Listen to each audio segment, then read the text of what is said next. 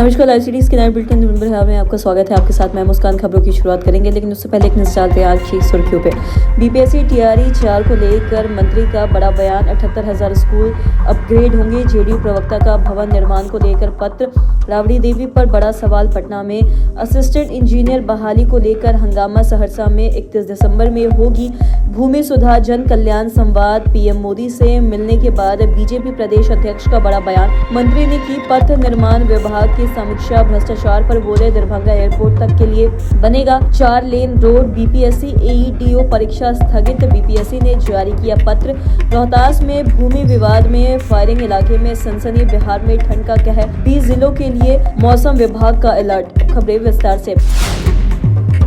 बिहार के शिक्षा मंत्री सुनील कुमार ने सोमवार को प्रेस वार्ता कर शिक्षा विभाग से जुड़ी कई अहम मुद्दों पर सरकार का पक्ष रखा है। और शिक्षा मंत्री सुनील कुमार ने मुख्यमंत्री नीतीश कुमार की सराहना करते हुए ये भी कहा कि उन्हें राज्य की बागडोर न्याय के साथ विकास के संकल्प के साथ सौंपी गई है और मुख्यमंत्री ने हमेशा शिक्षा विभाग को आगे बढ़ाने के लिए ठोस कदम उठाए हैं। उन्होंने ये भी बताया कि वर्ष 2025 से 26 के बजट में शिक्षा के लिए 70,000 करोड़ रुपए से अधिक का प्रावधान भी किया गया है, जो राज्य के इतिहास में एक बड़ी उपलब्धि है। और साथ ही शिक्षा मंत्री ने यह भी बताया कि पहले राज्य में शिक्षकों को भारी कमी थी, लेकिन आज शिक्षकों को प्रधानाध्यापकों की संख्या बढ़कर 2,27,000 से अधिक हो चुकी है। और शिक्षा मंत्री सुनील कुमार ने यह भी कहा कि टीआरई 4 के लिए 15 से 20 जनवरी तक बीपीएससी को वैकेंसी भी भेज दिया जाएगा।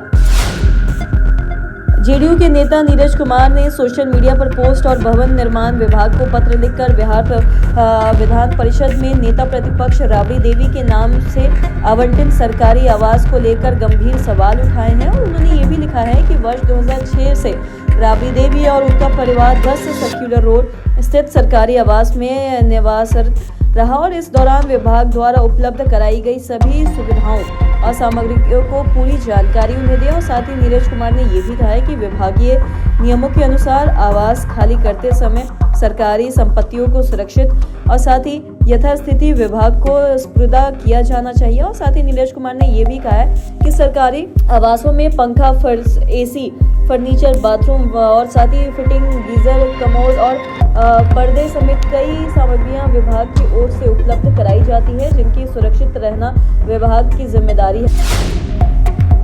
पटना में असिस्टेंट इंजीनियर की बहाली मांग को लेकर सैकड़ों अभ्यर्थियों सड़क पर उतर गए और साथ ही विश्वविद्यालय भवन के बाहर जोरदार प्रदर्शन भी किया गया। और ये सभी कैंडिडेट्स बीपीएससी की ओर से आयोजित असिस्टेंट इंजीनियर परीक्षा में शामिल हुए थे। और बहाली प्रक्रिया में बता दें कि गंभीर अनियमितताओं का आरोप लगाते हुए प्रदर्शन और नारेबाजी की गई। और अभ्यर्थियों ने यह भी बताया कि नियमावली के अनुसार संविदा कर्मियों को अनुभव के आधार पर वेटेज दिया जाना था और तय प्रावधान के तहत 1 साल के अनुभव पर 5 अंक और अधिकतम 5 साल के अनुभव पर कुल 25 अंक का वेटेज भी मिलना था। तो वही बता दें कि यह वेटेज अंकों के रूप में निर्धारित था और ना कि प्रतिशत के रूप में। साथ ही बता दें कि प्रदर्शनकारियों का आरोप है कि नियमों को बदलकर 25 अंक की जगह 25% वेटेज दिया जाए। और साथ ही इसका सीधा असर ये हुआ कि 400 अंकों की परीक्षा में संविदा कर्मियों को करीब 143 अतिरिक्त अंक मिल रहे हैं।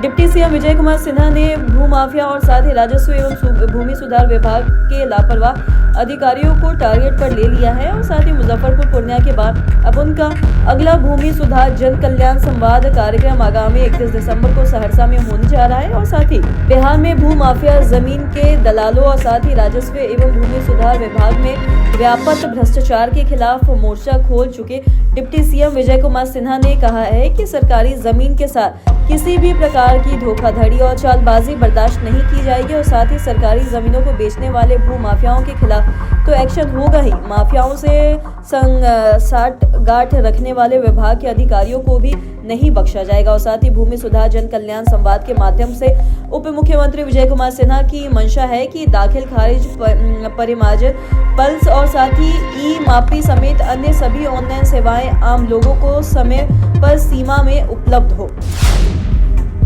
बिहार भाजपा अध्यक्ष संजय सरावगी नई दिल्ली में प्रधानमंत्री नरेंद्र मोदी से शिष्टाचार मुलाकात की। बता दें कि मुलाकात के बाद दरभंगा पहुंचे संजय सरावगी ने बताया है कि बैठक में मिथिला के समग्र विकास पर विस्तार से चर्चा हुई है और साथ ही खासतौर पर मखाना उद्योग और मिथिला पेंटिंग से जुड़ी कारीगरों के उत्थान, बाजार विस्तार और रोजगार सृजन पर फोकस किया गया है। और सरावगी ने लालू यादव के सरकारी आवास खाली करने पर मुद्दे पर यह भी कहा कि उनका असली ठिकाना बंगला नहीं बल्कि बेऊर जेल है।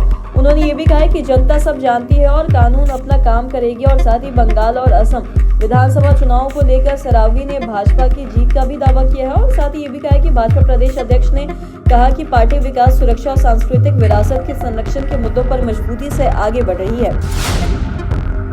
बिहार सरकार के पथ निर्माण एवं उद्योग मंत्री दिलीप जायसवाल आज अपने 1 दिवसीय दौरे पर पूर्णिया पहुंचे और साथ ही बैठक के दौरान मंत्री दिलीप जायसवाल ने प्रमंडल स्तर पर चल रही विभिन्न सड़क परियोजनाओं की विस्तृत समीक्षा की। और साथ ही उन्होंने ये भी कहा है कि अधिकारियों को सख्त लहजे में निर्देशित किया और साथ ही सभी निर्माण कार्य गुणवत्तापूर्ण होने चाहिए और उन्हें निर्धारित समय सीमा के भीतर हर साल में पूरा किया जाए। और साथ ही भ्रष्टाचार के मुद्दों पर यह भी कहा कि अपनाते हुए दिलीप जायसवाल ने कहा कि सरकार भ्रष्टाचार को लेकर जीरो टॉलरेंस की नीति पर चल रही है। और साथ ही उन्होंने चेतावनी दी है कि यदि किसी भी स्तर पर वित्तीय अनियमितता का भी गुणवत्ता में कमी पाई गई तो संबंधित अधिकारियों और साथ ही संवेदकों के खिलाफ कठोर कार्रवाई भी की जाएगी।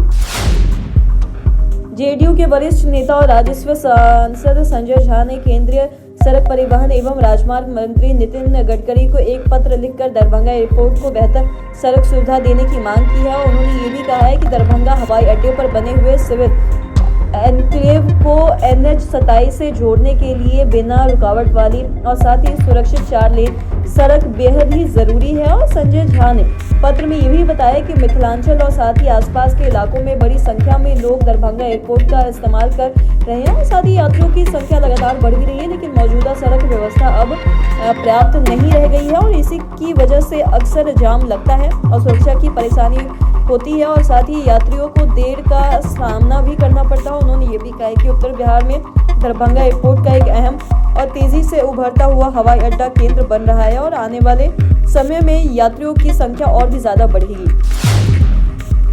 बिहार लोक सेवा आयोग ने 10 जनवरी से 16 जनवरी 2026 के बीच निर्धारित सहायक शिक्षा विभाग पदाधिकारी परीक्षा को स्थगित कर दिया है और निर्धारित कार्यक्रम के मुताबिक ईडीओ भर्ती की लिखित परीक्षा 10 से 16 जनवरी 2026 तक अलग अलग तिथियों पर होने निर्धारित थी और साथ ही अब परीक्षा नई तिथियों पर आयोजित की जाएगी और बीपीएससी सहायक शिक्षा विभाग अधिकारी भर्ती की लिखित परीक्षा 10 से 16 जनवरी 2026 के बीच अलग अलग चरणों में होनी निर्धारित थी और कार्यक्रम के मुताबिक सामान्य अध्ययन की परीक्षा 10 और 11 जनवरी 2026 को, जबकि वैकल्पिक विषय की परीक्षा 12 जनवरी और अनिवार्य विषय की परीक्षा 13 से 15 और 16 जनवरी 2026 को आयोजित होनी थी। रोहतास में भूमि विवाद में खूनी संघर्ष को अंजाम दिया है और साथ ही भूमि विवाद में करीब 50 राउंड फायरिंग हुई है।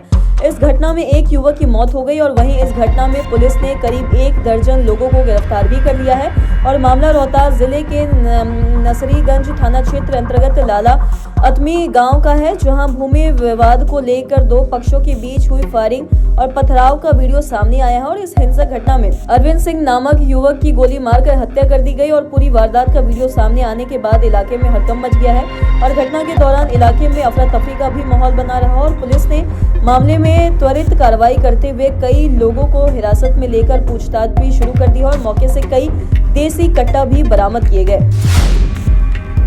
बिहार में मौसम का डबल अटैक कोल्ड डे और साथ ही घने कोहरे के रूप में जारी है और बता दें कि ऐसे में मौसम विभाग की माने तो बिहार में घने कोहरे की स्थिति लगातार 3 जनवरी तक जारी रहने के आसार हैं और आने वाले 5 दिन के लिए बिहार में ऑरेंज अलर्ट जारी कर दिया गया है और इस दौरान कई जगहों पर कोल्ड डे की आशंका भी बताई गई है और इसके साथ ही पटना मौसम विज्ञान केंद्र ने 30 दिसंबर को बिहार के 20 जिलों के लिए बड़ा अलर्ट जारी कर दिया है और पूर्वी चंपारण, पश्चिम चंपारण, गोपालगंज, सीतामढ़ी, शिवहर, मधुबनी, सिवान सहित 20 जिलों में घने कोहरे को लेकर चेतावनी जारी की गई है। मौसम विज्ञान केंद्र के अनुसार अगले 4 दिनों में शहर के अधिकतम और न्यूनतम तापमान में 1 से 2 डिग्री सेल्सियस की बढ़ोतरी दर्ज की जा सकेगी। आज के इस वीडियो में इतना ही। अगर आपने अब तक चैनल को सब्सक्राइब नहीं किया तो तुरंत कर ले, साथ ही हमारे फेसबुक पेज को लाइक करें। वीडियो देखने के लिए आपका धन्यवाद।